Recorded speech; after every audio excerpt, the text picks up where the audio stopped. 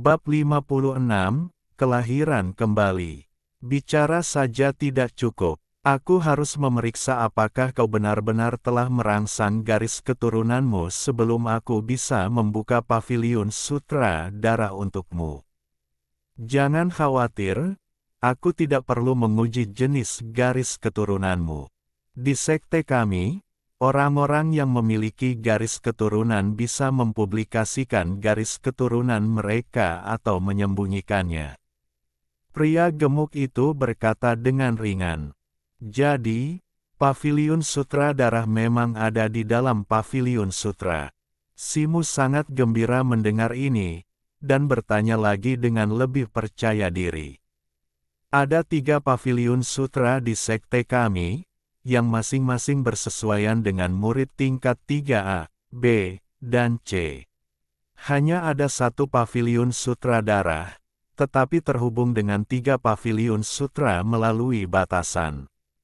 Berhenti bicara omong kosong dan biarkan aku memeriksanya dulu. Pria gemuk itu menggelengkan kepalanya dan berkata, sambil membalikkan telapak tangannya, sebuah cermin perunggu tiba-tiba muncul di tangannya. Setelah menggumamkan sesuatu, ia menggoyangkannya ke arah Simu. Dengan embusan, seberkas cahaya setebal jari menyembur keluar dari cermin dan langsung masuk ke tubuh Simu. Simu merasakan tubuhnya bergetar, dan darahnya langsung mendidih, seolah-olah ada api yang membakar tubuhnya. Suara dengungan terdengar, dan cahaya merah muncul di cermin yang awalnya tenang. Dia memang orang garis keturunan. Kau telah lulus ujian. Ikutlah denganku. Melihat ini, pria gemuk itu dengan tenang menyingkirkan cermin perunggu dan berbalik menuju pintu samping di dekatnya. Simu secara alami mengikutinya. Sesaat kemudian, Simu muncul di sebuah rumah kecil yang hanya beberapa kaki panjangnya.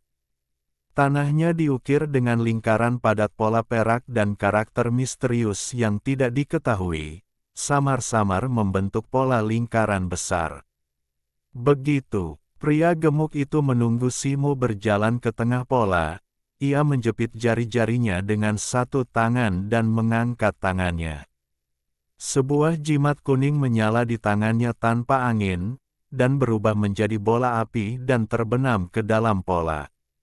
Dengan embusan, pola di tanah bersinar dengan cahaya putih, dan setelah seberkas cahaya menggulung, Simu menghilang dalam cahaya putih.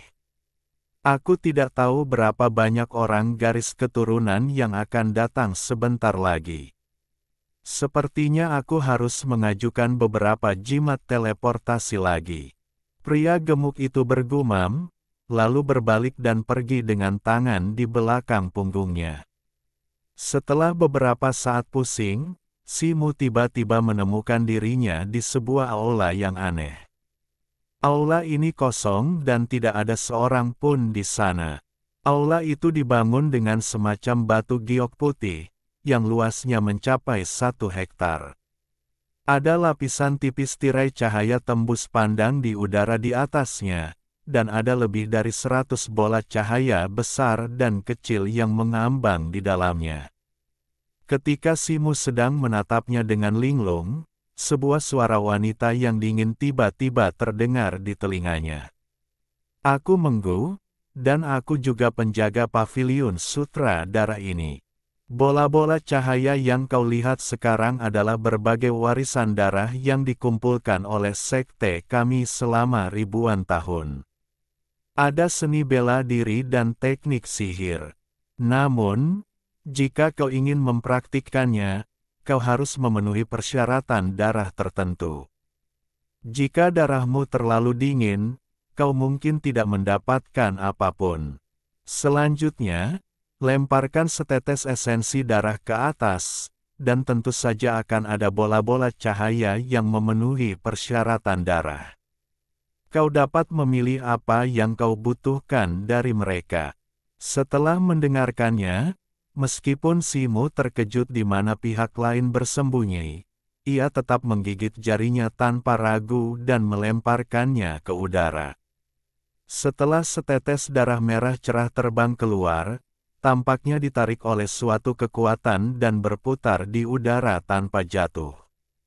Pada saat ini, tirai cahaya perak di udara beriak, dan tiba-tiba seberkas perak menyembur keluar, tepat menembus tetesan darah di bawahnya.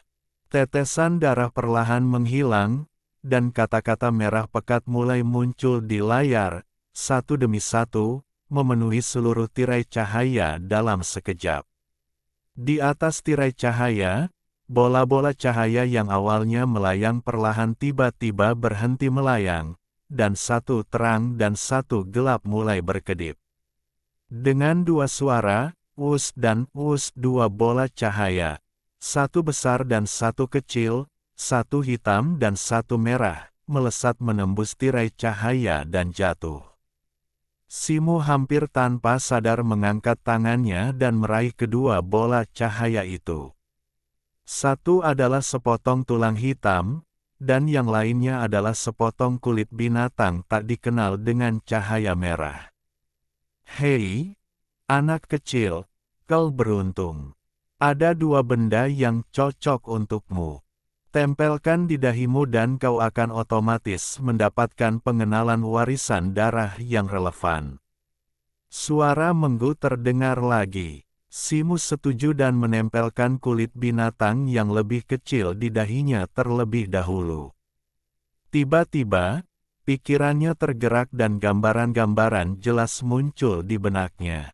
Gambar pertama adalah gambar seekor monyet merah mini yang lahir di dalam bola api. Gambar kedua adalah seekor monyet merah yang lebih besar sedang bermandikan magma di kawah gunung berapi. Gambar ketiga adalah seekor monyet merah yang menyemburkan api, mengubah area luas monster kabut hitam menjadi lautan api yang bergulung-gulung. Gambar keempat menunjukkan sepasang api di punggung monyet merah tersebut, berdiri tinggi di langit dan memandangi banyak monster dari bawah. Kemudian gambar-gambar itu berkelebat, dan paragraf-paragraf teks mulai muncul di benak Simu. Kitab Suci Api Kera Merah, karakteristik keterampilannya adalah yang, warisan dari kera api terbang di zaman kuno. Tingkat kesulitan kultivasinya biasa saja. Membutuhkan bantuan tanah roh api, sejumlah besar ramuan yang, dan darah monyet untuk berlatih. Kitab suci ini berisi keterampilan Qi Yang dan dua seni bela diri yang cocok. Bakat kultivasinya sangat baik. Sebagai gantinya, dibutuhkan 50 ordo api hitam. Simu benar-benar terdiam saat melihat ini. Tanpa berpikir panjang, ia melepas kulit binatang dari dahinya dan menggantinya dengan potongan tulang hitam. Terlepas dari apapun, ia tidak bisa mendapatkan 50 ordo api hitam sekarang. Begitu, potongan tulang yang agak dingin itu menyentuh kulitnya, Simu tiba-tiba merasakan ledakan. Sebuah gambaran besar seekor kera raksasa hitam sedang memukuli saudaranya dengan kedua tangan muncul di benaknya, tetapi setelah sekejap, gambaran itu digantikan oleh paragraf-paragraf teks. Teknik kelahiran kembali kera iblis kekuatan agung. Karakteristik teknik ini adalah penguatan fisik, warisan dari kera iblis kekuatan agung kuno, murni teknik rahasia tambahan, perlu dipraktikkan bersamaan dengan teknik lain, dan tingkat kesulitannya sederhana. Praktisi harus memiliki darah kera, dan perlu mengandalkan roh magis dan saripati darah kera untuk berlatih. Teknik ini terbagi dalam 9 tingkatan. Setiap tingkatan dikultivasi, tubuh dapat dibersihkan dan sumsum dapat diubah sekali, yang sangat memperkuat tubuh, tetapi prosesnya sangat menyakitkan, seolah-olah ditikam 1000 pisau. Mereka yang berkemauan lemah tidak boleh mempraktikkannya. Untuk menukar teknik ini, diperlukan 6 ordo api hitam. Setelah Simu selesai membaca teks pengantar, pikirannya berubah, dan ia mengambil potongan tulang itu tanpa ragu, lalu berteriak ke langit. Senior, saya memilih teknik ini. Oh, kau yakin? Jangan salahkan aku karena tidak mengingatkanmu. Teknik ini membutuhkan beberapa ordo api hitam untuk ditukar, jadi ada kekurangan fatal di dalamnya.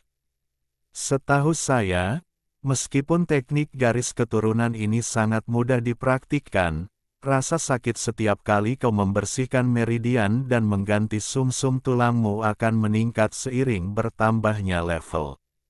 Sejak sekte kami mengumpulkan teknik ini, 3 murid telah mempraktikkan teknik kelahiran camp Bali ini. 2 di antaranya hanya berlatih hingga level ketiga dan menyerah karena tidak tahan rasa sakit untuk memperkuat tubuh fisik mereka.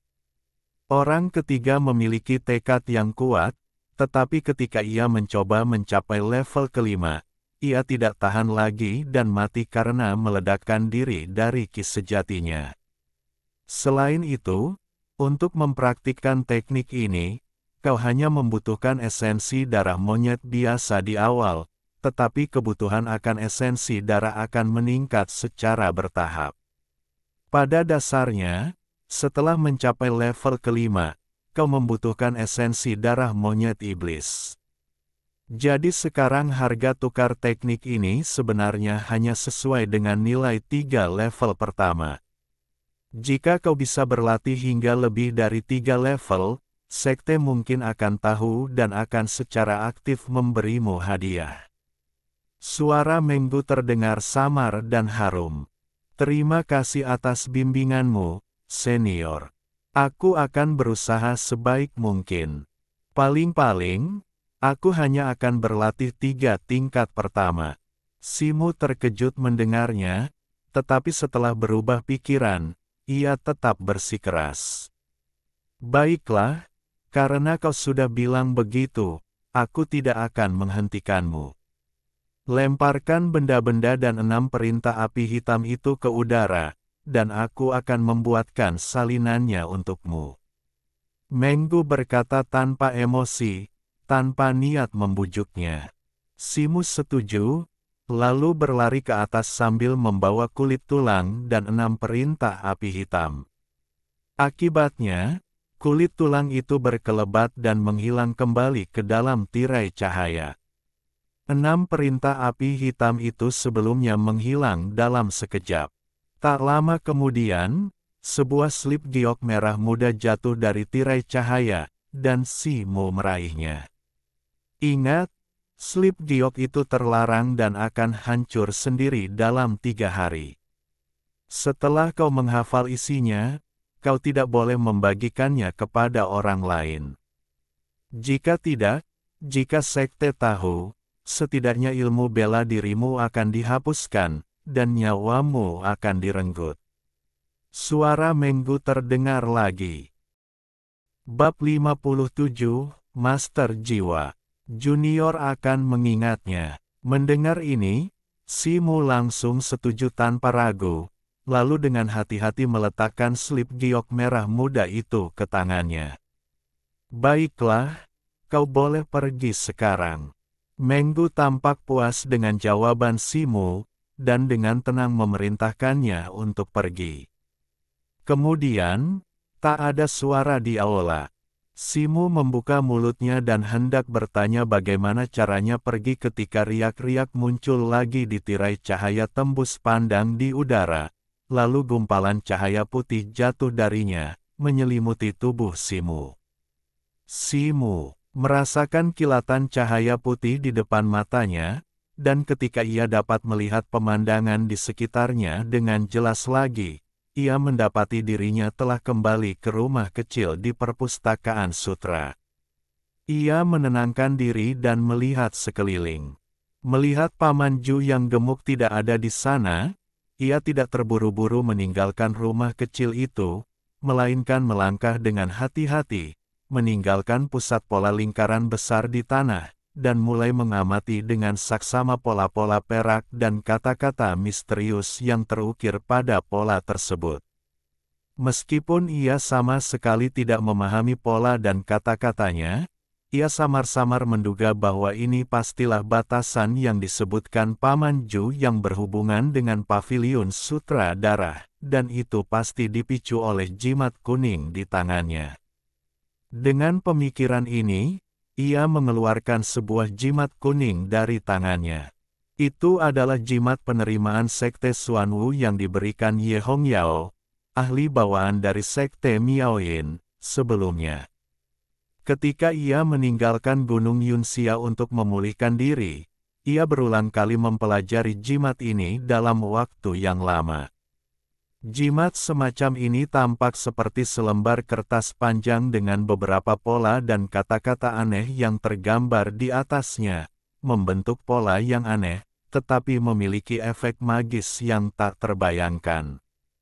Misalnya, ketika lengannya patah hari itu, lengannya kembali ke keadaan semula dalam sekejap mata berkat dua jimat peremajaan Ye Hongyao. Belum lama ini, Paman Ju juga memicu batasan ini melalui sebuah jimat dan berteleportasi ke paviliun sutradara. Efek magis ini membuat Simu iri. Dengan penglihatannya, meskipun Ye Hongyao dan Tuan Ju hanya perlu sekejap mata dari mengeluarkan jimat hingga menggunakannya, ia masih berhasil mengingat beberapa pola dan kata-kata pada jimat tersebut. Pola pada jimat kuning yang memicu larangan teleportasi sedikit lebih rumit daripada jimat penerima di tangannya, dan jimat peremajaan jauh lebih rumit. Selain itu, setelah dibandingkan, pola larangan di lantai gubuk dan jimat penerima di tangannya, meskipun terlihat sangat berbeda, pola dan kata-katanya agak mirip. Penemuan ini membuat Simu merasa terkejut. Setelah berpikir sejenak, ia dengan serius menyimpan kembali jimat penerima, lalu meninggalkan gubuk dan berjalan menuju ruangan tempat buku-buku klasik sebelumnya diletakkan, mengandalkan ingatannya. Begitu ia memasuki ruangan melalui pintu samping, suara Paman Ju terdengar samar. "Si kecil, kau lama sekali keluar, sepertinya kau mendapatkan sesuatu." Pria gemuk yang tampak seperti gunung daging itu berdiri di belakang meja persegi dengan tangan di belakang punggungnya. Burung beo raksasa itu sedikit menoleh dan melihat bahwa itu adalah Simu. Ia membuka mulutnya dan sepertinya ingin mengatakan sesuatu, tetapi karena pria gemuk itu ada di sampingnya, ia urungkan niatnya. "Berkat Paman Ju, aku menemukan salinan seni kelahiran kembali kera iblis kekuatan besar di paviliun sutradara." Simu berjalan mendekat dan menjawab dengan hormat, tanpa menyembunyikan teknik yang dipilihnya. "Oh, lumayan. Tunggu, kenapa kau memilih teknik ini? Apa Menggu tidak mengingatkanmu?" Mendengar ini, pria gemuk itu menunjukkan sedikit kepuasan karena Simu tidak menyembunyikan teknik yang dipilihnya, tetapi kemudian ia teringat sesuatu, sedikit keterkejutan pancar di wajahnya dan ia menatap Simu yang berdiri di depannya, bahkan sedikit meninggikan suaranya. "Senior Menggu sudah memberitahuku semua informasi tentang teknik ini." Simu mengulangi apa yang ia katakan kepada Menggu kepada pria gemuk itu. "Aku tidak menyangka kau begitu gigih, tapi aku tidak tahu berapa lama kau bisa bertahan. Hehe, kau seharusnya punya 6 ordo api hitam tersisa. Pilihlah seni bela diri." Pria gemuk itu mengamati Simu dari atas ke bawah, lalu melambaikan tangannya dan berkata. Kemudian pria gemuk itu mengalihkan pandangannya ke burung beo besar di dalam sangkar di depannya, dan tidak lagi menatap Simu. Simu menjawab, mengangkat kepalanya dan melirik rak buku di sebelah kiri dan di tengah. Setelah ragu sejenak, Ia berjalan mengitari meja dan menuju rak buku di tengah. Apakah kau yakin ingin memilih seni surgawi prajna ini? Anak kecil, jangan salahkan aku karena tidak mengingatkanmu. Meskipun teknik ini tampak mudah dipraktikkan, ramuan yang dibutuhkan bukanlah biaya yang kecil. Dan meskipun bukan tidak mungkin untuk mempraktikkan dua teknik sekaligus, memang ada orang-orang dalam sejarah sekte setan hitam kita yang ingin mempraktikkan beberapa teknik sekaligus. Tetapi aku tidak perlu menjelaskan lebih lanjut tentang prinsip menggigit lebih dari yang bisa dikunyah. Lagi pula, ketika menghadapi musuh dalam pertempuran, seni bela diri sama pentingnya. Setelah beberapa saat, ketika pria gemuk itu melihat potongan bambu tebal di atas meja persegi di depannya, ia mendongak dan menatap Simu di depannya dengan tatapan aneh, lalu berkata demikian. Terima kasih sudah mengingatkan, Paman Ju, aku sudah memutuskan. Simu membungkuk kepada pria gemuk itu, mengeluarkan 6 perintah api hitam terakhir dari tubuhnya, dan menyerahkannya. Pria gemuk itu menerima perintah api hitam itu, dan tanpa berkata apa-apa, ia membalikkan tangannya dan mengeluarkan selembar giok putih, lalu menempelkan selembar bambu dan selembar giok di tangannya ke dahi, bergumam pada dirinya sendiri. Setelah beberapa saat, ia menyerahkan selembar giok putih itu kepada Simu, dan setelah memberikan beberapa instruksi, ia siap untuk mengusirnya. Apakah Tuan Ju seorang penyihir? Tanya Simu santai sambil mengulurkan tangan untuk mengambil selembar giok putih itu. Hehe, aku tidak menyangka kau, anak kecil, punya penglihatan. Ya, aku memang penyihir tingkat spiritual, dan seorang master jiwa yang sangat istimewa dan langka. Kalau tidak, bagaimana mungkin aku memanggil makhluk tak berguna seperti itu dari dunia lain? Wajah pria gemuk itu awalnya memancarkan sedikit kepuasan, tetapi kemudian ia memelototi burung beo raksasa yang diam-diam menatapnya dengan marah, dan sebuah tongkat kayu muncul di tangannya, menusuknya. Guru, jangan, woi. Burung beo raksasa itu menjerit aneh dan memohon ampun. Melihat pria gemuk itu tampak sedikit marah, Simu tahu untuk tidak bertanya lagi. Ia pun diam-diam mengingat guru jiwa yang disebutkan pria gemuk itu, berpamitan, lalu berbalik dan menuruni tangga. Setelah meninggalkan perpustakaan sutra, Simu menatap langit dan melihat hari sudah siang, jadi ia bergegas menuju area rumah batu. Setelah kembali ke rumah batunya, Simu menyantap makanan kering dan duduk bersila di atas ranjang batu.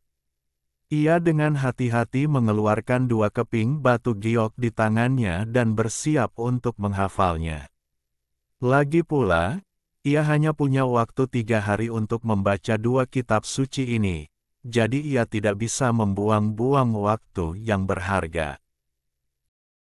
Bab 58 Ki Sejati.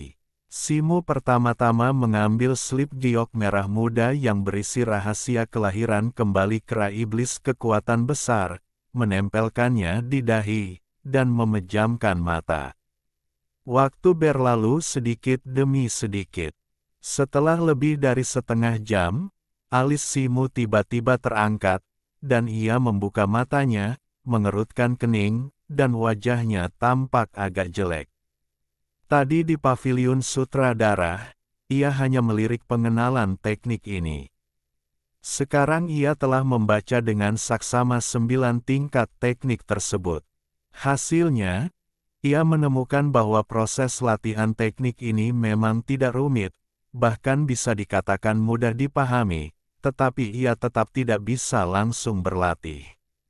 Rahasia kelahiran kembali kera iblis kekuatan besar ini mengatakan bahwa praktisi hanya perlu memiliki darah monyet dan menggunakan sedikit energi iblis. Apa yang disebut energi iblis? menurut Sleep Giok, adalah energi khusus yang hanya dapat dihasilkan di tempat yang kotor. Tidak seperti energi spiritual langit dan bumi, energi ini berbahaya bagi tubuh manusia. Teknik ini menggunakan energi iblis semacam ini untuk menempa tubuh dan membersihkan saripati serta sumsum tulang. Justru karena itulah proses latihannya akan terasa menyakitkan. Seorang seniman bela diri seperti Simu yang belum pernah berlatih teknik yang diperoleh, mustahil untuk menahan gejolak roh jahat karena kurangnya ki sejati untuk melindungi meridian vital. Jika ia tidak hati-hati, meridiannya akan hancur dan ia akan menjadi lumpuh, atau ia akan langsung mati karena ledakan ki sejati. Meskipun tidak dijelaskan secara gamblang dalam pengantar teknik kelahiran kembali, jelas bahwa seseorang harus mencapai tingkat ki sejati tertentu dalam tubuh sebelum dapat mencoba berlatihnya. Jika tidak, itu sama saja dengan bunuh diri. Simu menunjukkan ekspresi serius di wajahnya. Dengan cara ini, ia tidak perlu berlatih dua keterampilan sekaligus di awal. Tepat sekali untuk berkonsentrasi berlatih Prajna Tian Siang Gong terlebih dahulu, dan menunggu hingga ia memiliki sedikit ki sejati, baru berlatih teknik kelahiran kembali. Dengan pemikiran ini, ia meletakkan slip giok merah muda dan mengambil slip giok putih lainnya di depannya. Simu menempelkan slip giok putih di dahinya dan duduk bersila. Kali ini, butuh lebih dari 1 jam sebelum ia perlahan membuka matanya. Setelah meletakkan lempengan giok itu, matanya sedikit menyipit, dan secercah kegembiraan muncul di wajahnya. Ia telah menghafal seluruh tingkat ke-11 seni surgawi Prajna.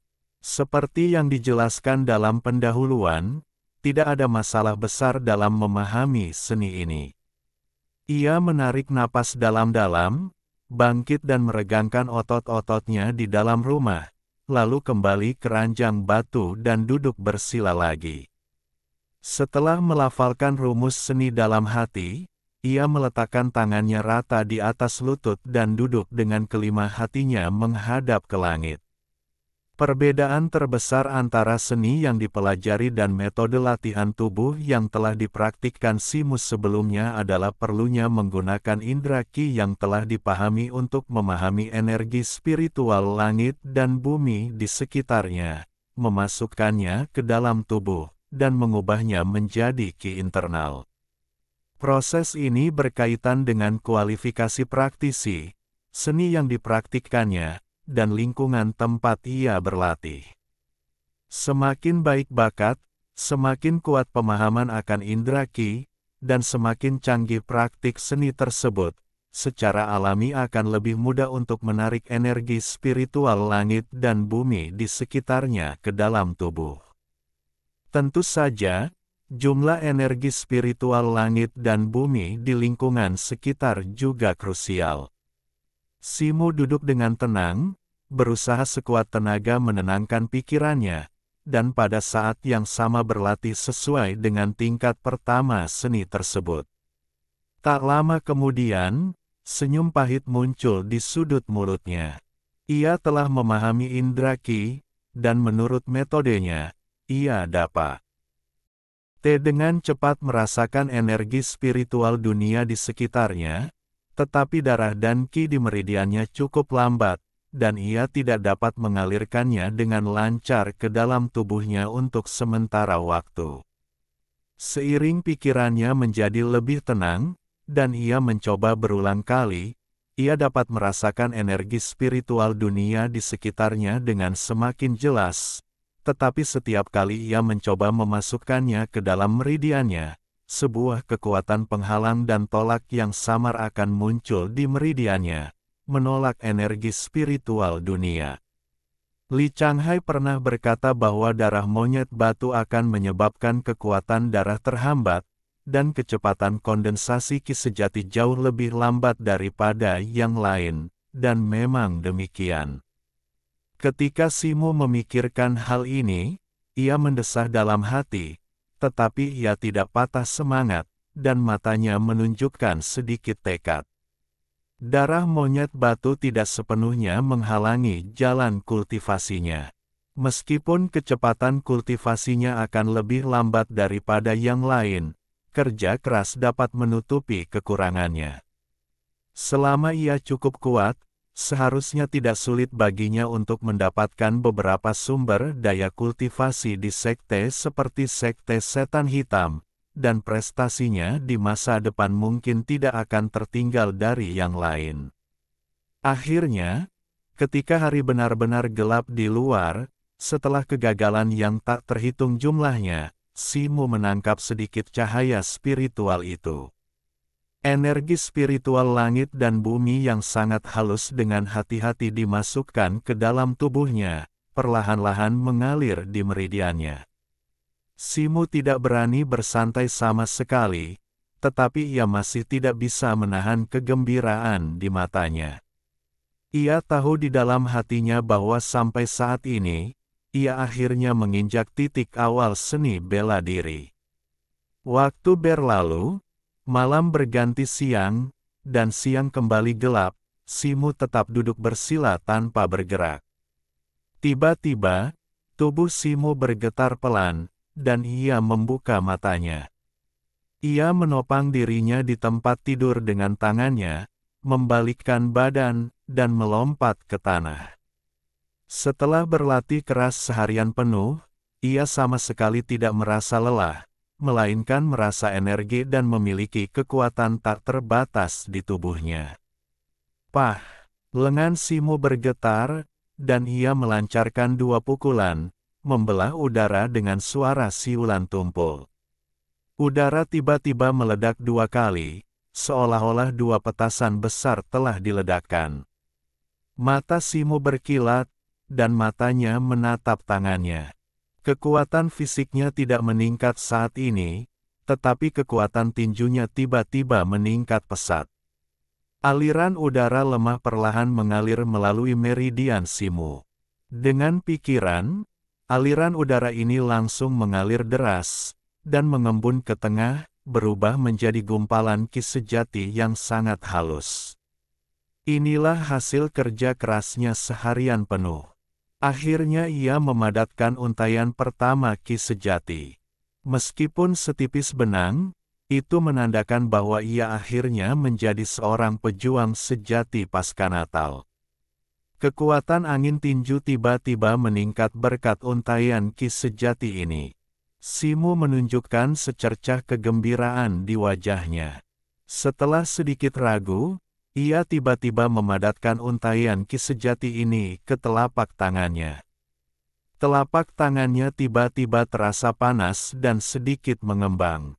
Cahaya putih samar memancar dari tepi telapak tangannya, yang agak mirip dengan telapak tangan darah Master Jin Wu. Ia melesat beberapa kali dan melompat ke halaman kecil.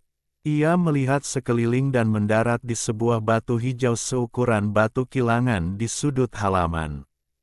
"Hah!" teriak Simu, lalu menerjang seperti citah. Ia menggoyangkan lengannya dan menepuk telapak tangannya, menghantam batu itu dengan keras. Terdengar suara "puff" yang teredam. Setelah Simu menepuk telapak tangannya, tubuhnya bergerak dan ia langsung terbang kembali ke tempat semula. Seluruh proses itu hanya berlangsung 1 atau 2 tarikan napas. Serangan dan serangan ini, ia setenang perawan dan secepat kelinci. Orang dengan penglihatan yang buruk tidak dapat melihat gerakannya sama sekali. Krek! Sebuah jejak telapak tangan yang jelas muncul di batu giling, dan retakan muncul di sekitar jejak telapak tangan itu seketika, menyebar ke sekitarnya. Dalam sekejap mata, balok batu biru seukuran batu giling itu tiba-tiba berubah menjadi tumpukan pecahan batu, berserakan di tanah. Bab 59, Orang Tua dalam Mimpi. Dada Simu sedikit naik turun, wajahnya agak pucat, dan telapak tangannya agak merah, tetapi tidak ada luka. Ia berjalan mendekat dan meraih segenggam pecahan batu, matanya berkilat, dan seulas senyum muncul di wajahnya sesaat kemudian. Ki internal yang dipadukan dengan kekuatan alaminya begitu dahsyat. Meskipun ia bisa menghancurkan batu giling dengan satu pukulan sebelumnya, mustahil untuk melakukannya sejauh ini. Simu teringat pertarungan hidup mati dengan Jin Wuye hari itu. Jika ia memiliki kekuatan telapak tangan seperti sekarang, ia seharusnya tidak dirugikan dalam pertarungan langsung dengan telapak tangan berdarah Jin Wuye. Setidaknya, ia bisa bertarung secara setara.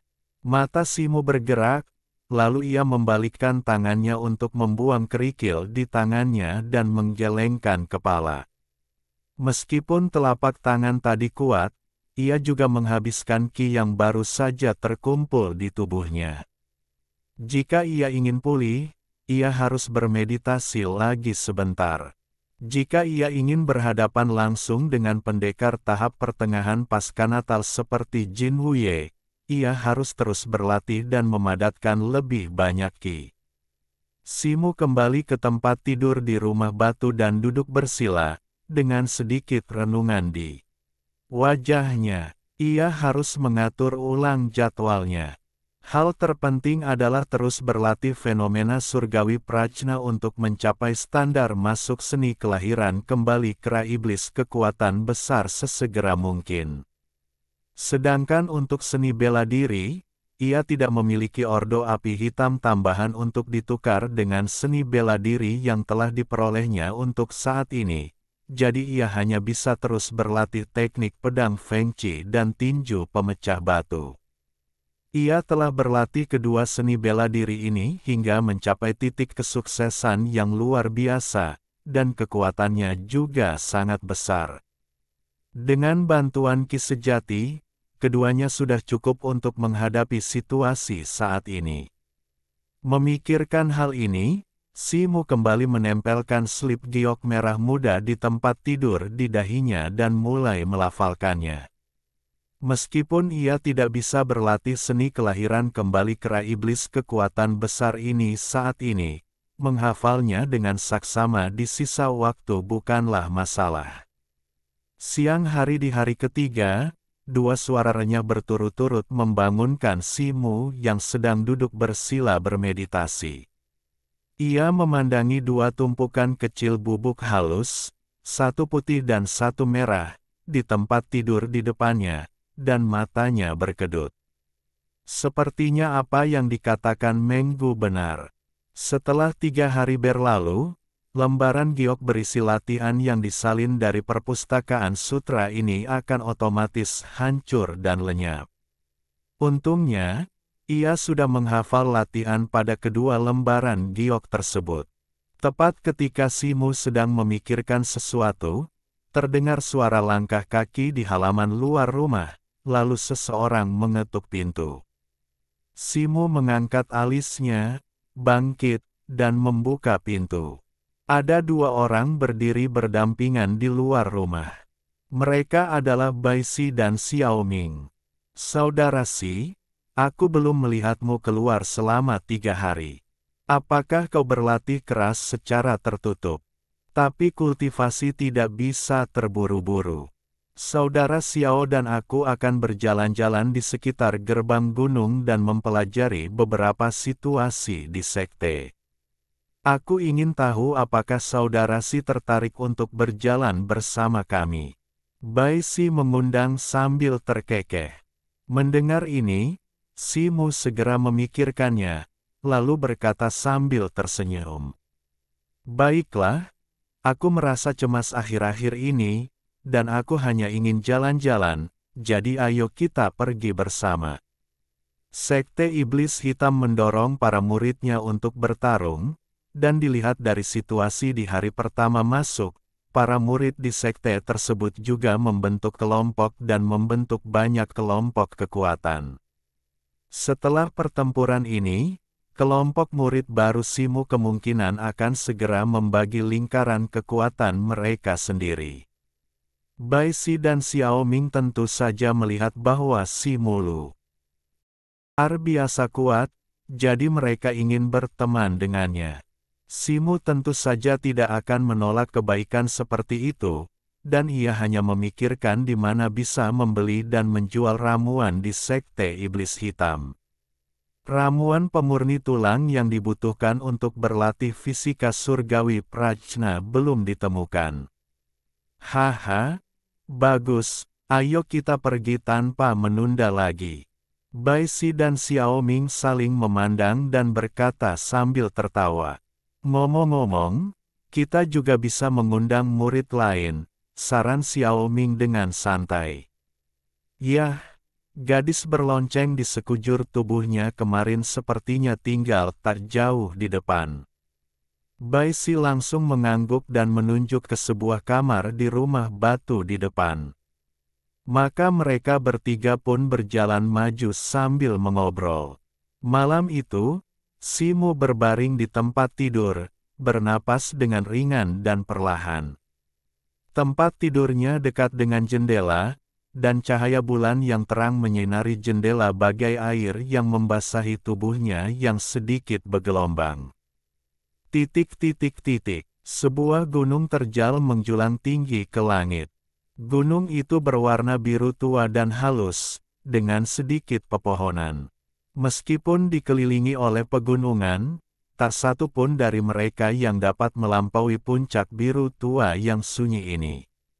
Mereka hanya mengelilinginya seperti bintang yang mengelilingi bulan. Puncak-puncak itu merupakan hamparan luas dan datar dengan banyak rumput hijau yang tumbuh di atasnya. Saat itu, rerumputan dipenuhi harimau, macan tutul, serigala, beruang, burung, rubah, dan kelinci. Semua jenis burung dan binatang berjongkok, berbaring, berdiri, atau merangkak. Harimau berada di samping kelinci, dan beruang berada di samping rubah. Ada ribuan tatapan dan berbagai postur. Hewan-hewan yang seharusnya saling berburu kini menundukkan kepala dan mendengarkan dengan patuh puncak gunung, mengelilingi batu giok putih di tengah puncak dalam 3 lingkaran, baik di dalam maupun di luar. Duduk bersila di atas batu giok itu adalah seorang lelaki tua berambut putih, berjanggut, dan beralis panjang. Alis putihnya yang panjang tergerai dari ujung alis orang biasa hingga ke pinggang. Lelaki tua itu memegang penggaris kayu, memandangi burung-burung dan hewan-hewan di sekitarnya dengan tatapan lembut, bibirnya membuka dan menutup, seolah sedang menyampaikan sesuatu. Angin malam yang dingin bertiup, dan rerumputan liar beriak bagai ombak, beriak dari dekat hingga jauh. Namun, hewan-hewan yang berkumpul di puncak gunung menatap lelaki tua beralis panjang itu, mendengarkan dengan saksama, tanpa bergerak. Puncak yang besar itu tampak sunyi, hanya suara samar lelaki tua itu yang bergema di langit malam. Seekor monyet putih juga berkerumun di antara hewan-hewan itu, tetapi saat ini wajahnya penuh kecemasan, menggaruk telinga dan pipinya, tampak gelisah. Meskipun suara lelaki tua itu terngiang di telinganya, sekeras apapun ia mendengarkan, ia tetap tidak mengerti apa yang dikatakan lelaki tua itu. Kera putih itu menatap hewan-hewan di sekitarnya yang mendengarkan dengan saksama, dan menjadi semakin cemas. Ia tak kuasa menahan diri untuk mengeluarkan suara mencicit. Meskipun suara itu pelan, namun cukup keras dan jelas terdengar di puncak yang sunyi. Pria tua beralis panjang itu tiba-tiba berhenti berbicara ketika mendengarnya. Hewan-hewan lain menoleh ke arah kera putih, memelototi mereka, tetapi karena kehadiran lelaki tua beralis putih itu, mereka tidak bergerak. Pria tua beralis panjang itu menoleh ke arah kera putih, alis putihnya bergerak sedikit, ia berdiri, dan perlahan berjalan ke sisi kera putih. Melihat ini, Hewan-hewan lain di depan kera putih memberi jalan, dan tatapan mereka ke arah kera putih menjadi semakin tidak bersahabat. Kera putih itu membungkuk ke arah lelaki tua itu, matanya penuh permohonan, menggaruk kepalanya, dan menjerit pelan. Lelaki tua beralis panjang itu tersenyum, melambaikan penggaris kayu di tangannya, dan dengan lembut memukul kepala kera putih itu 3 kali. Tubuh kera putih itu bergetar hebat 3 kali saat penggaris kayu itu memukulnya, seolah-olah 3 guntur telah meledak di atas kepalanya. Kemudian, mata kera putih itu tiba-tiba menjadi jernih, dan kilatan guntur melintas di benaknya, dan ia pun mengerti. Apa yang dikatakan lelaki tua itu sebelumnya tiba-tiba menjadi sangat jelas di benak kera putih itu, dan ia tiba-tiba menyadari sesuatu. Kera putih itu menggaruk telinga dan pipinya, wajahnya penuh kegembiraan. Di bawah tatapan iri dan kebencian dari binatang-binatang di sekitarnya, ia membungkuk dengan kedua tangan dan berlutut di hadapan lelaki tua beralis panjang itu. Bab 60 Pil Penguat Tulang. Di dalam rumah batu, Simu tiba-tiba berbalik dan duduk. Jantungnya berdebar kencang, seluruh tubuhnya berkeringat, dan pakaiannya basah kuyup. Wajahnya berubah sejenak, tetapi matanya penuh kegembiraan. Karena penglihatannya berubah, selama ada cahaya bulan, ia akan bersikeras memanjat ke tempat tinggi setiap malam, memasuki mimpi untuk berubah menjadi kera, menyerap esensi matahari dan bulan, dan terus meningkatkan penglihatannya. Namun, seiring berjalannya waktu, laju peningkatan penglihatannya semakin lambat. Sekarang, meskipun ada cahaya bulan yang melimpah, hampir tidak ada peningkatan penglihatan. Namun, kera putih yang ia ubah dalam mimpinya hari ini benar-benar berbeda. Ia tidak memanjat pohon untuk menyerap esensi matahari dan bulan, melainkan mendengarkan seorang lelaki tua berbicara. Meskipun Simu tidak tahu alasannya, ia samar-samar merasa bahwa ini bukanlah hal yang buruk. Namun, sesaat kemudian, ia tersenyum pahit lagi. Karena ia tidak dapat mengingat apa yang dipahami kera putih dalam mimpinya saat ini. Simu sudah tidak mengantuk lagi saat ini. Ia melompat dari tempat tidur dan mondar-mandir di kamar, sesekali menggaruk kepalanya. Situasi ini agak mirip dengan kera putih yang menggaruk telinga dan pipinya dalam mimpi. Ia merasa bahwa apa yang dikatakan lelaki tua beralis panjang dalam mimpinya itu sangat penting baginya. Setelah perjuangan panjang, Simu masih tidak dapat mengingat apapun, jadi ia mendesah tak berdaya dan pergi tidur. Keesokan harinya, setelah Simu bangun, ia makan makanan kering dengan santai, mendorong pintu batu, dan bergegas keluar. Setelah bekerja keras, ia akhirnya mulai mempelajari fenomena surgawi prajna dan memadatkan energi sejati dalam tubuhnya, yang menjadikannya seorang prajurit sejati. Namun, jika ia ingin terus berlatih keterampilan ini, ia masih membutuhkan banyak pil penguat tulang untuk membantunya. Lebih dari 100.000 tael uang perak yang ia miliki tersebar luas di 3 negara. Di negara manapun uang itu ditempatkan, uang itu sudah merupakan aset yang cukup besar, tetapi di sekte ini, uang itu mungkin tidak akan pernah habis. Ia tak bisa merasa tenang tanpa memeriksa sendiri harga pil penguat tulang. Saat itu, lembah dipenuhi kabut pagi, dan suasananya tampak cukup sunyi. Simu berjalan menuju pintu keluar area rumah batu. Sesekali, ia melihat beberapa orang baru berpakaian seperti dirinya, juga berjalan menuju pintu keluar, dengan raut wajah yang agak bersemangat dan penuh harap. Kurasa mereka telah memilih latihan dalam beberapa hari terakhir dan ingin mempersiapkan diri untuk kultivasi. Setelah keluar dari persimpangan, Simo berjalan menuju alun-alun batu biru di tengah lembah berdasarkan informasi yang ia peroleh dari Bai Xi dan Xiao Ming sehari sebelumnya. Dalam waktu kurang dari sebatang dupa, Simo muncul di jalan lebar berlapis batu biru di sisi kanan alun-alun. Sebagian besar terdapat berbagai toko di kedua sisi jalan, dan aroma obat yang kuat dan bercampur samar-samar tercium.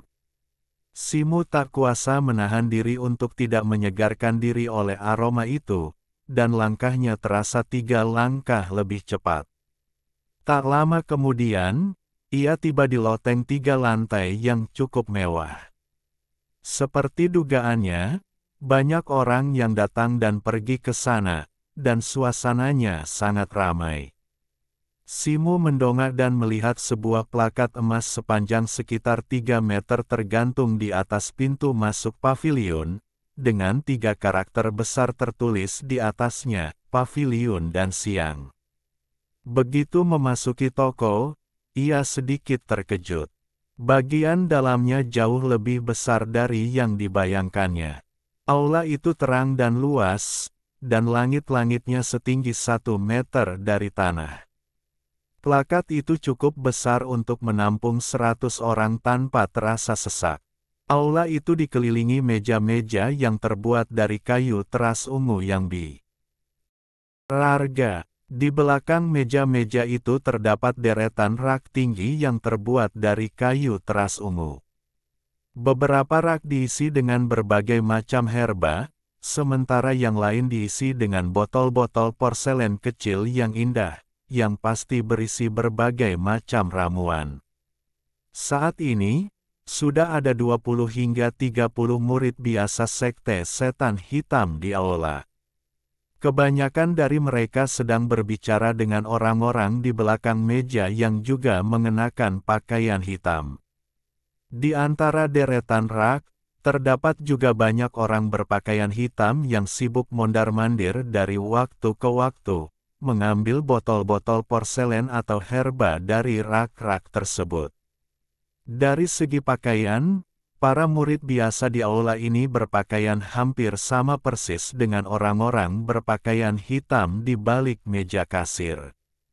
Satu-satunya perbedaan adalah tidak adanya tanda C berwarna perak muda pada tanda api merah di manset orang-orang berpakaian hitam ini.